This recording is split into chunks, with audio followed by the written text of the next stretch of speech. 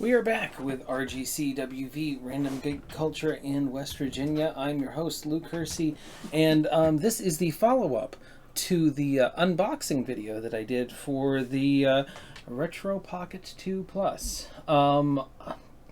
This has been about a week that I've been messing around with this. I have loved every second of it.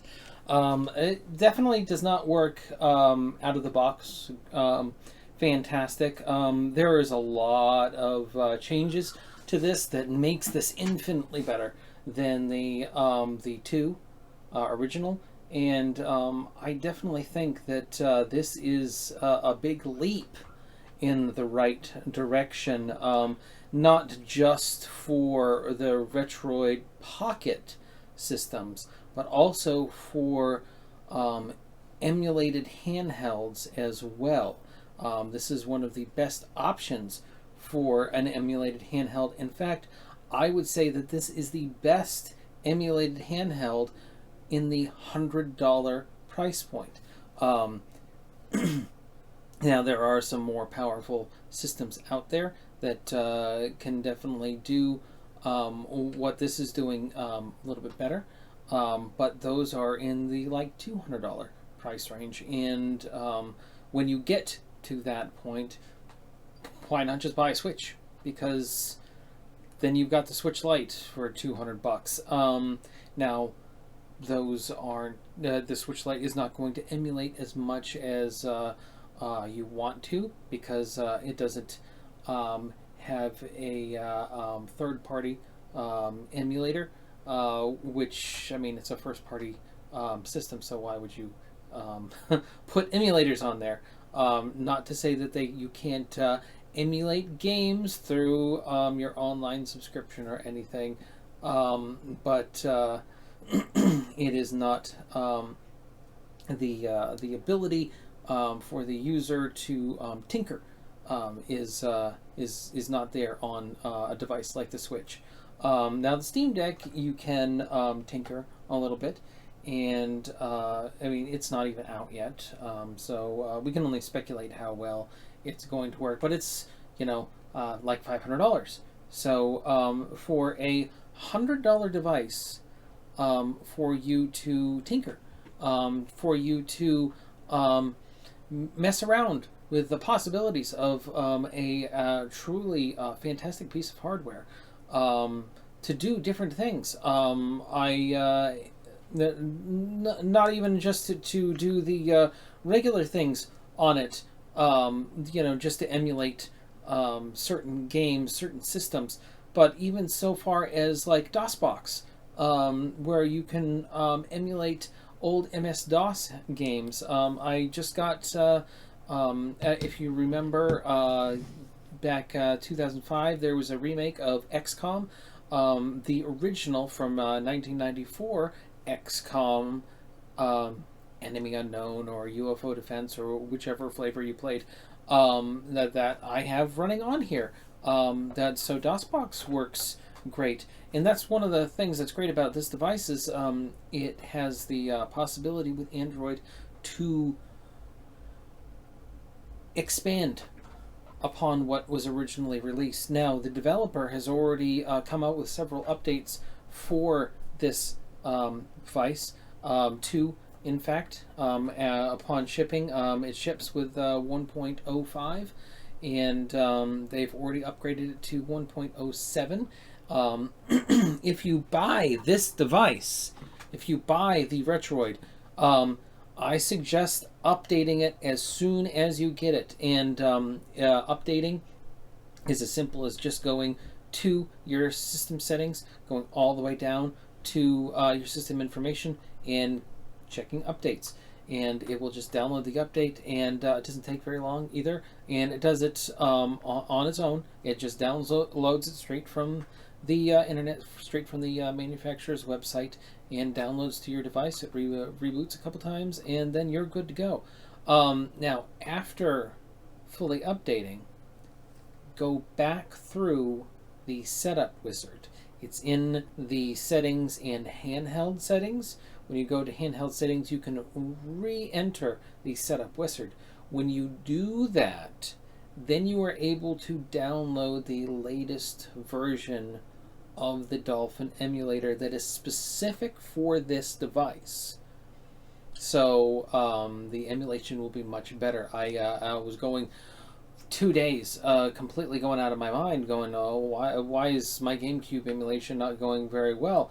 Which GameCube was never intended to, it was never designed to run on this. Like when they designed this, they did not design it to run GameCube games. And GameCube games, you're going to get probably about from what I've tested, about half of the games, maybe a little bit better, run on the system pretty darn well. So I would say that curb your expectation a little bit about being able to run GameCube games. And I'll go and I'll demo some of those here in a few minutes. But the possibility that this thing can be expanded upon its original shipping is very exciting. The manufacturer is keeping up with it, but you can also expand upon it through the Google Play Store as well. So I definitely think that there is a lot of possibility to this system. Now, one of the things that you, if you watch the unboxing video, one of the things I did was I put a SD card in it right away, and I also set that as internal storage, so then I could take advantage of that expanded storage. But also, because this is Android 9, that internal storage, when I plug that into my computer, and it comes up on the actual Retroid asking what I'd like it to do, select the file transfer, the file system, because then the file system, including the SD card, will be displayed on your computer, and that's how you can drag your ROMs to it, or your videos, or whatever you want to put on here. You can throw a bunch of music on here. I don't care. And they don't care either. But there is a headphone jack, so you can use this as a music player. Maybe for the bus, you take it with you. You listen to music and you play some games. This also has Bluetooth capability in it as well, so you can also hook up Bluetooth headphones to it as well. I've tested a few, and I've always had a good result with the Bluetooth headphones for this. I am very, very happy with this device. It is exceeded my expectations. The buttons are fantastic. They've even upgraded the this was just a digital hat on the previous version, on the Retroid Pocket 2. The Pocket 2 Plus, this is actually now upgraded to an analog slider. A lot of people have complained about the analog slider, that they don't like it very much. I'm not necessarily a big fan of the analog slider. However, I do like it on this device because I here, I'll turn around. I play it like this. With this thumb on this analog stick and this thumb on these buttons. If this was full size, I would be hitting it when I'm hitting the buttons because of how small this device is. I mean, it's not super small, but you know what I mean. So, and because the analog stick over here is raised up, I'm not hitting the digital pad down here. So if this was an analog, full size high analog stick, I'd be hitting it quite frequently while I'm playing, and you don't want that. You don't want that. So I'm very happy with how they've improved upon the original design. everything about this is fantastic. Now, you guys don't want to hear me drone on forever, so I am going to show you guys some gameplay. I'm going to change the camera angle so you can see better what is actually on the screen and how my performance is. So I have a few games loaded up onto the Retroid. Now, you guys have asked for me to test several things, and there is a community test group. We are going through and testing different games for different systems, and the one that keeps coming up that we are all really surprised about is GameCube itself. Now, to set the expectation, this device was never designed for GameCube. The fact that it's running as well as it is extremely surprising. Now, I will set the expectation that some late generation games do not run very well as of yet. That doesn't mean that I don't expect that they will ever run on this. I don't think that at all. This system just came out. So we are testing these. We are trying to see what works, what doesn't. And I'm very surprised by what is running. Now, there's a bunch of other videos of Wind Waker running on the system. But so I'm not really going to go into that. Now, so weird thing that happens sometimes with this is it loses configuration, or it gets mucked up. So one of the things you'll want to do is you'll want to clean out the configuration file for this, and you want to clear the game settings. You could also try to clear the game cache and try to run it, and all that worked. So clearing the game cache will work sometimes without having to blow away your settings altogether. I have my volume down.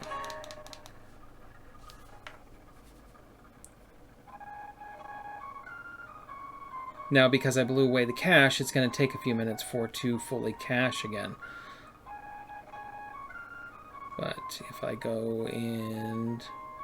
Yep, see, now it's actually running. If you can see up at the top here, I actually have it displaying the FPS and the CPU usage. Now it's actually at 100%, and is pretty solid at 30 frames. And the scene is moving around, and this game, other than other games, this is actually rendering it live. This isn't a pre-recorded piece of footage. So I'm going to do a quick load. I'm in the middle of the first dungeon. Just going to give it a couple seconds to really start loading. And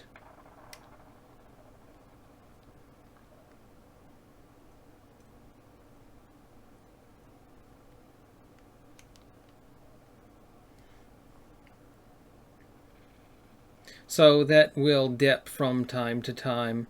One of the things that you might want to do that's nice with this is you can actually turn on certain speed hacks, and you don't have to back out of the game to change those things.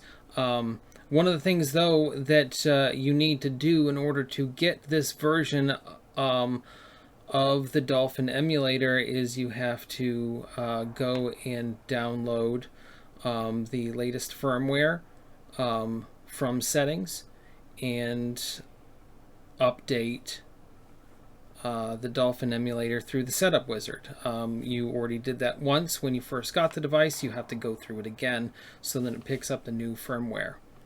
So, but you can change the frame rate, or not the frame rate. Well, actually, yes, but you can change the level of detail, and that will greatly affect the frame rate. Now I'm at 9 FPS. So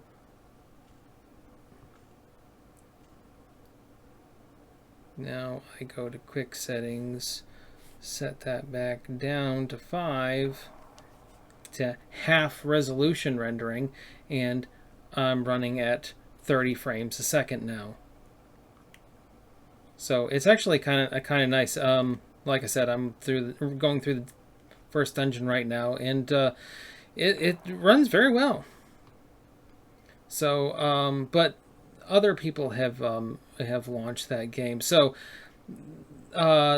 this game right here, you guys may or may not know, this is The Hobbit for GameCube, and this game actually ran right out of the box without any configuration. So I was actually kind of excited about that.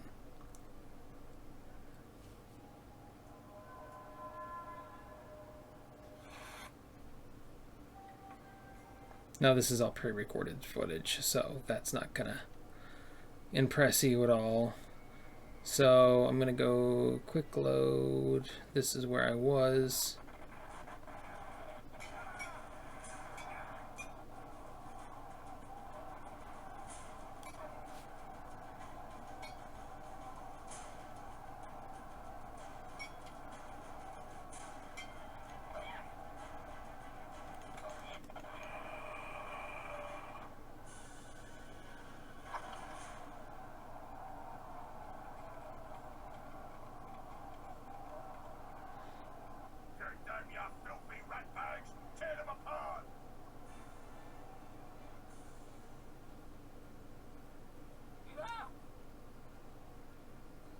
Bilbo Baggins.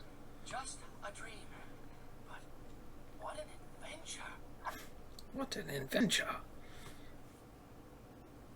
Now, another game that I was actually kind of surprised that it ran as well as it did. It took a little configuration, so I'm just going to show you a little bit about how to configure this. So you can set your speed limit. I have it at 100% for most games, but some games I don't. You can disable your GPU sync, skip idle hack, your JIT follow branch. You can disable that if you're having a problem running a game. Sometimes what helps is you can override the emulation CPU clock speed and actually set it just at 100%, and sometimes that helps. I've seen that with a few games. And then also in graphics, you'll want to you'll want to do OpenGL for pretty much everything. But in enhancements, you can set your internal resolution for the game, for how it boots up, how it first starts.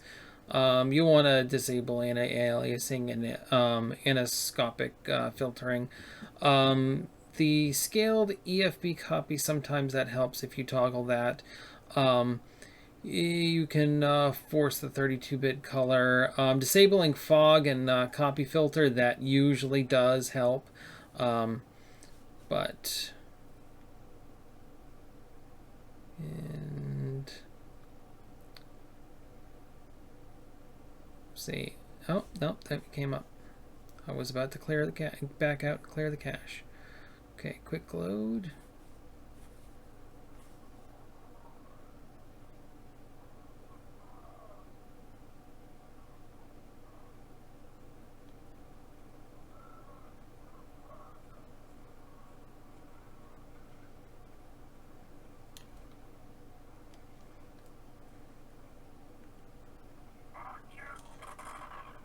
Oh.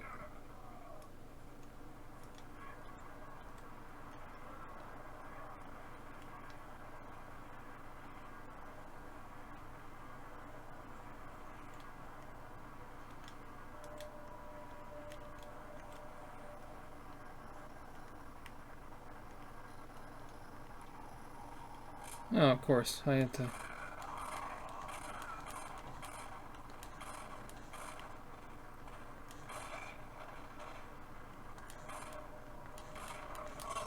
Ugh.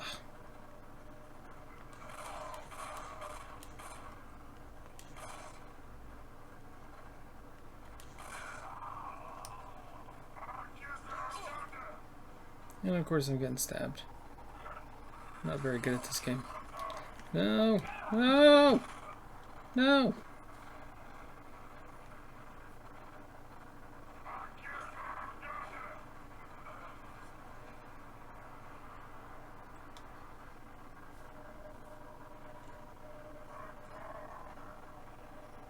I have all my...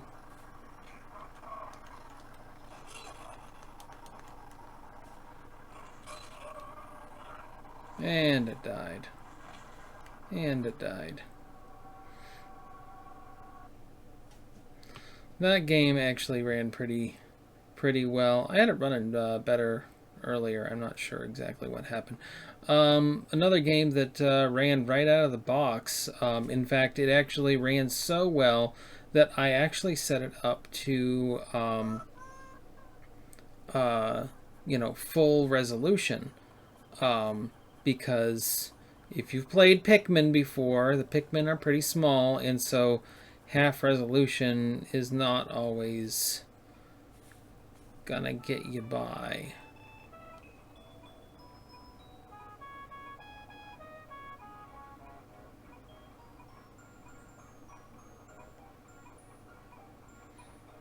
The Pikmin are carrying my motor up to my broken spaceship.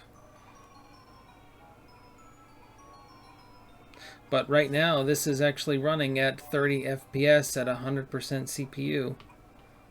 So its emulation is pretty good.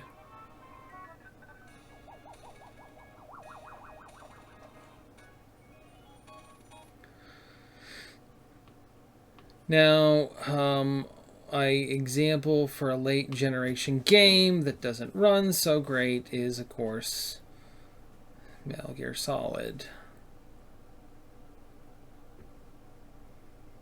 All the pre-rendered scenes run fine, but...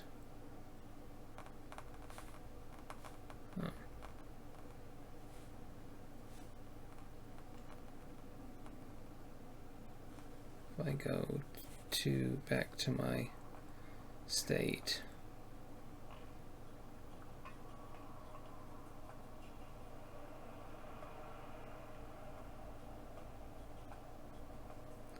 Not sure why. It's saying it's 100% CPU usage.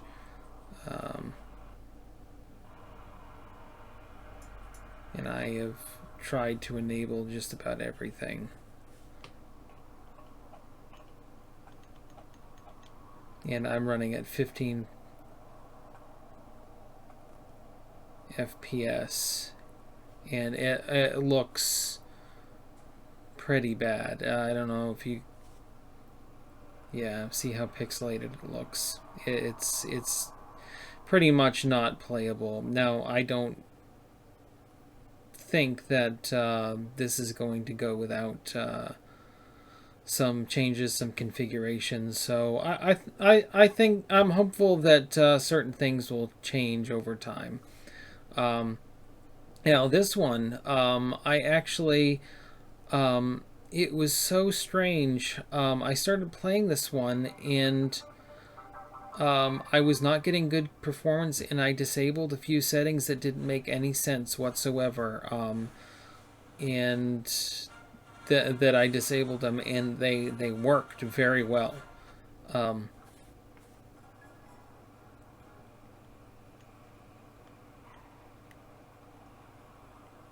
Simpsons Hit and Run, if you've ever played it. I am evil Homer.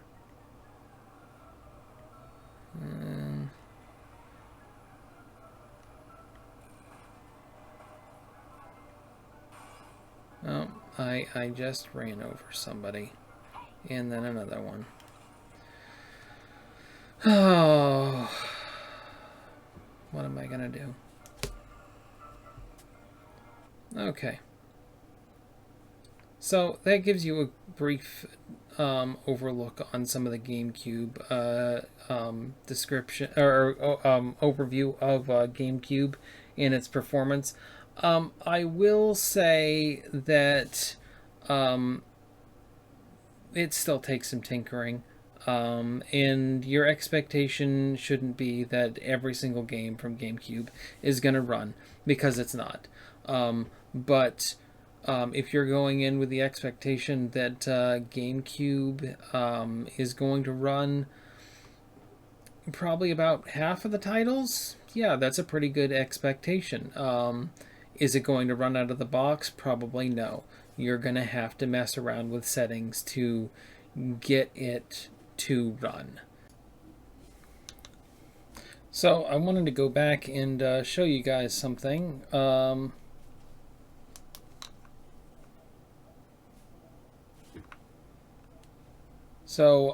I actually went into my settings. This is something that is suggested from the community, and it made a huge improvement on it. So if you have this device, you can actually go down to the handheld settings. These are the custom settings that the manufacturer has actually created, and one of them is disabling Google services.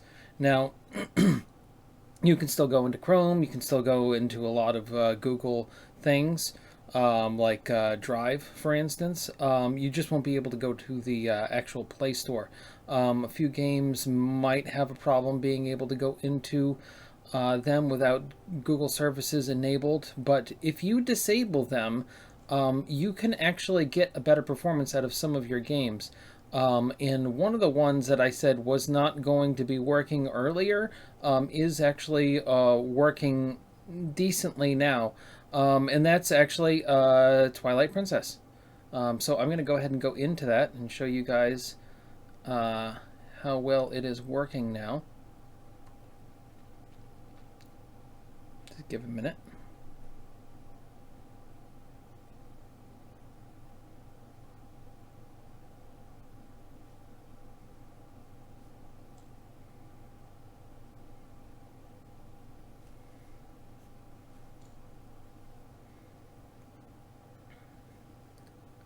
I'm probably going to have to clear the cache of the game. So, clear game cache. Something that I seem to have to do, especially with Zelda games. I'm not sure what the difference is. Okay. So, I'm going to go ahead and just load the state in where I was, because I got pretty far into the game. Quick load.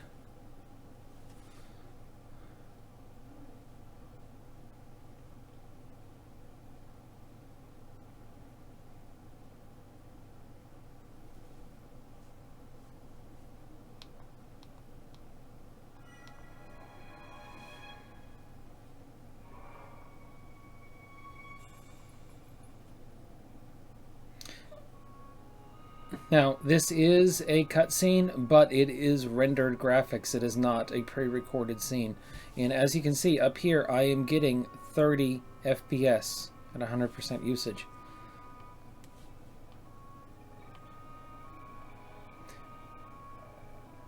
Now, a disclaimer to this, one of the problems that I did run into while playing was for complex areas like the forest, the first forest that you get to, I had a frame dip of about 10. So in most areas I was able to get about 25 to 30, but in some areas I had to go to 10 to 12. And with the Dolphin, this version of the Dolphin emulator, there is no frame skip, so it will pretty much just slow down your performance. So at that, I was getting about 30% of the 100% performance. So that is not ideal, but it got me to this point. So again, GameCube does not run flawlessly on this device, but it does have potential, and I have the confidence that it will run better later.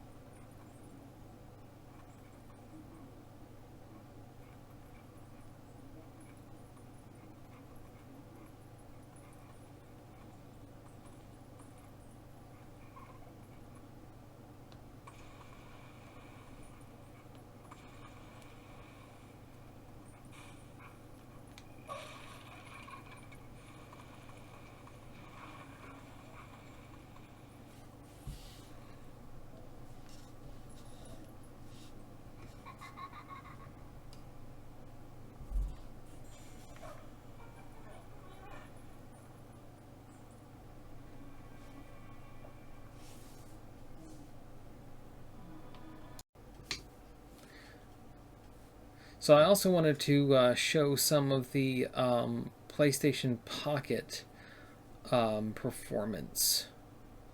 So I've loaded up Crisis Core on here, and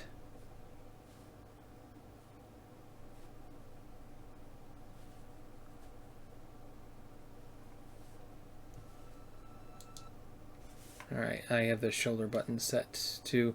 I have the all of the configuration for the controllers all set how I like it. So I'm gonna do a load state.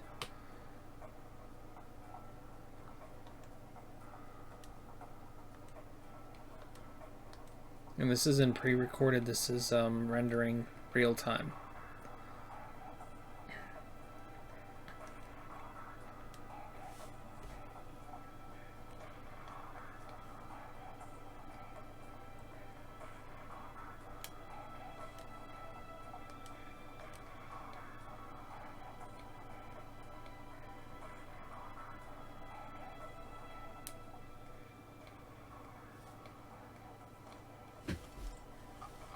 Zach, it's good to finally meet face to face.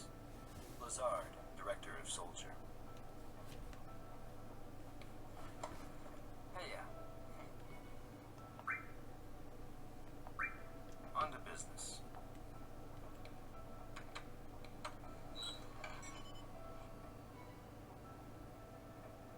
Soldier First Class Genesis.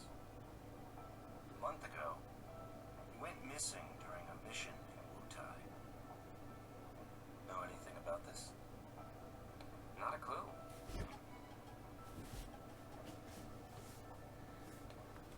The mission is currently stuck in limbo. That's why we decided to send you. To Wutai? Yes. This war has gone on long enough. Fast forward button.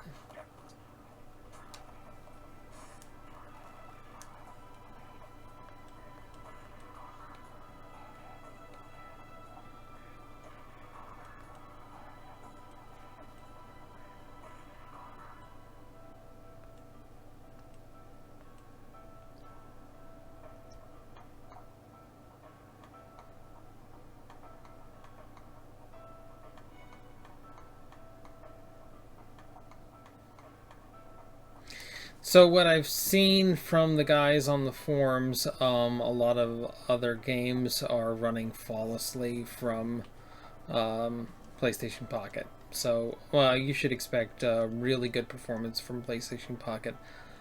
This is the gold version of the PlayStation Pocket. It does come with the ad version of PlayStation Pocket on this system.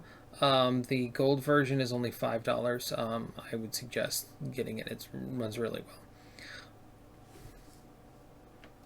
Another one that I wanted to show was how well it runs not Dreamcast. How well it runs DS. Not only does it run DS, but it actually runs it at high resolution. So it have a much more defined picture.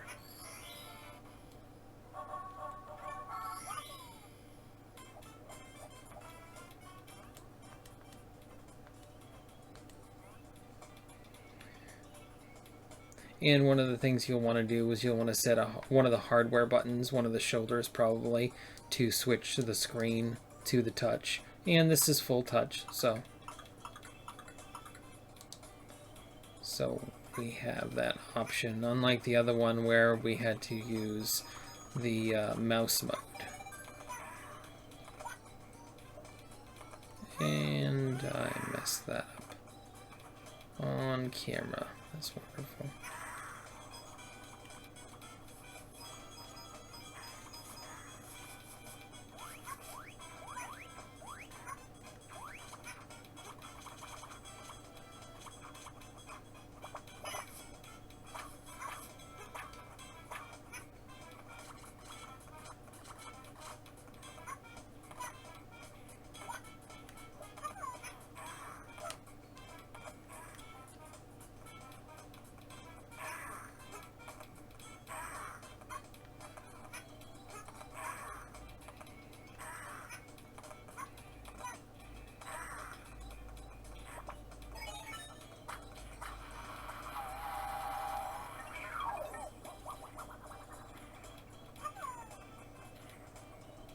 Oops.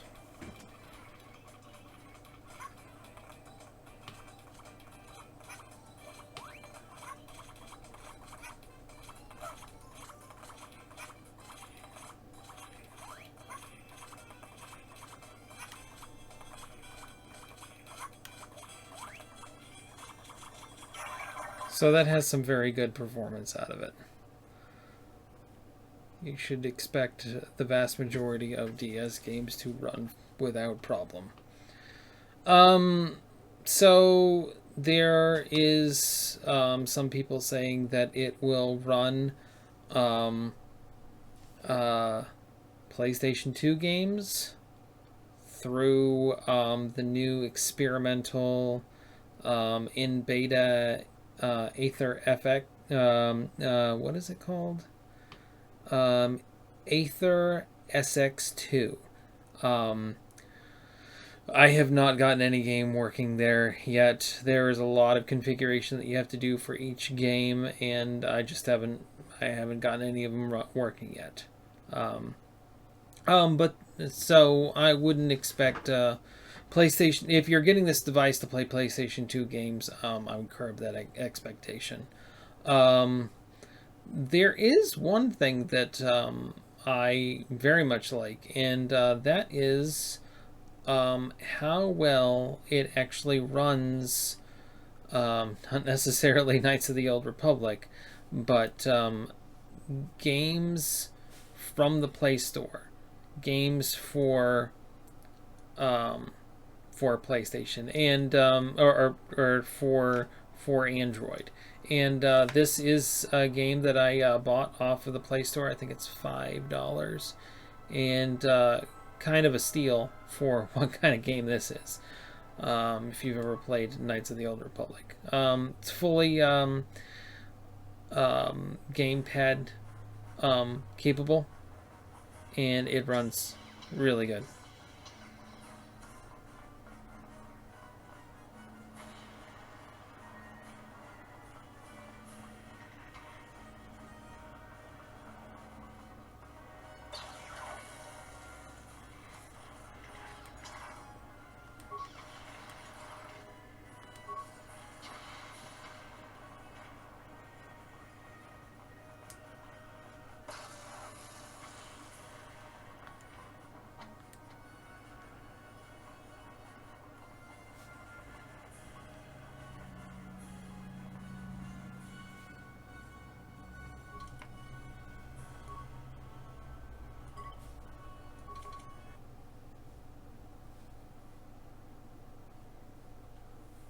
So there was that.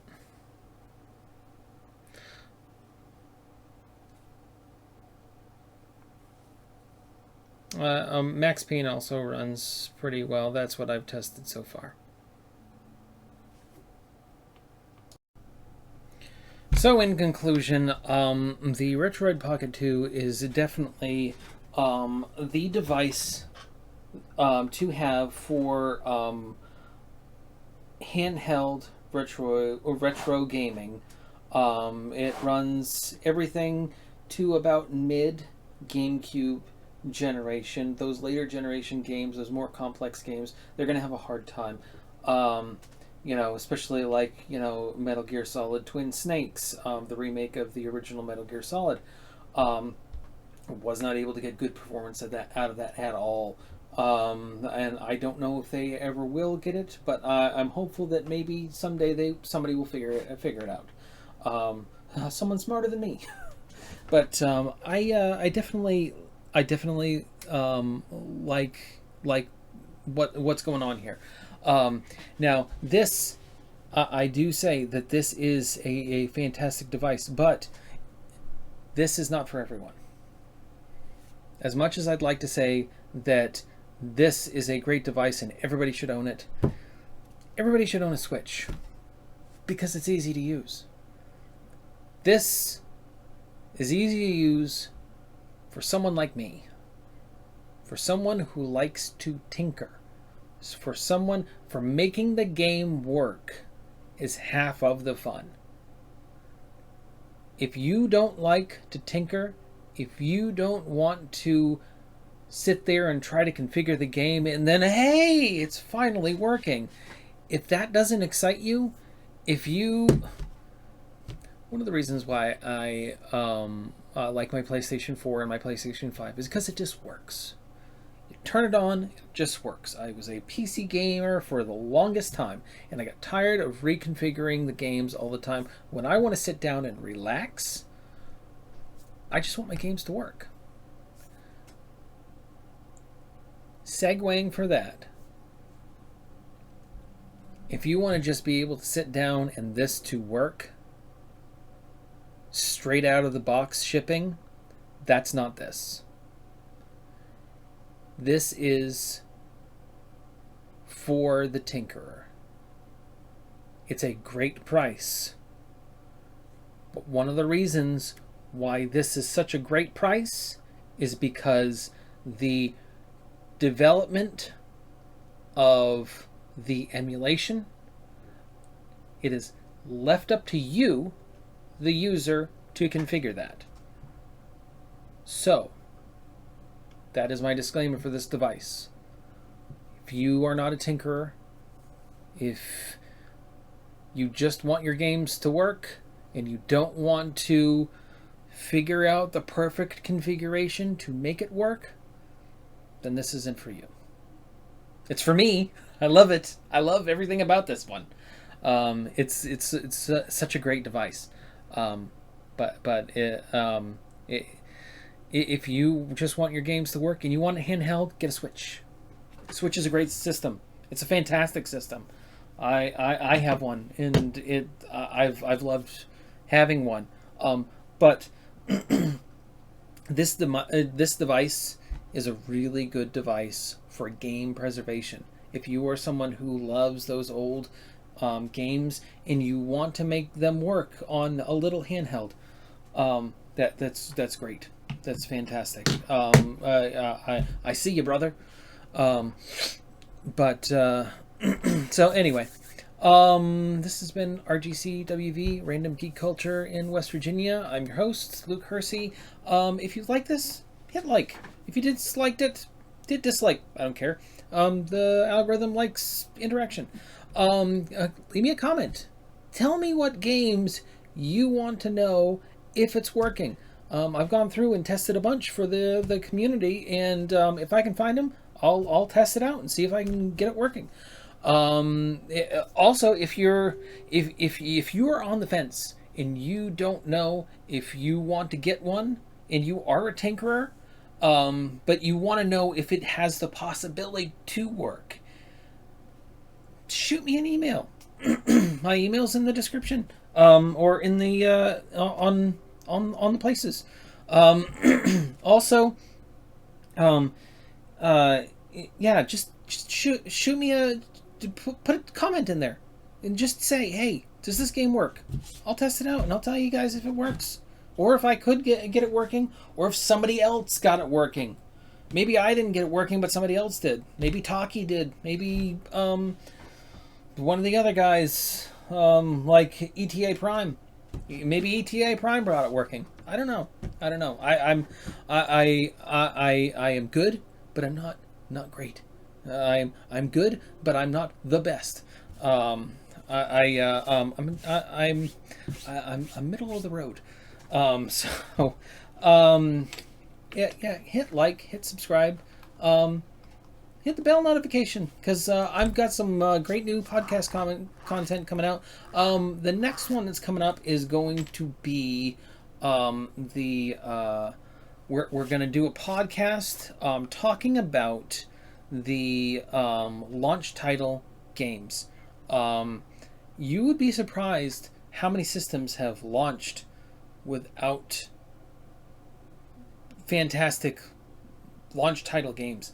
I picked a few, and they're great. They're games that launched a console, and the other guys have some as well. Alex had a pretty good one as well. And I hope you guys tune into that. We will have it live on Twitch, and the next day we'll post it up on YouTube. So anyway, thank you very much for watching this, and I will plan on putting out some more content, both on this, on the podcast, on we got a few episodes of Bobby's Classic Cartridge Catalog that's coming here soon, if you've watched any of those. So thanks, and I appreciate your support, guys. Have a good night.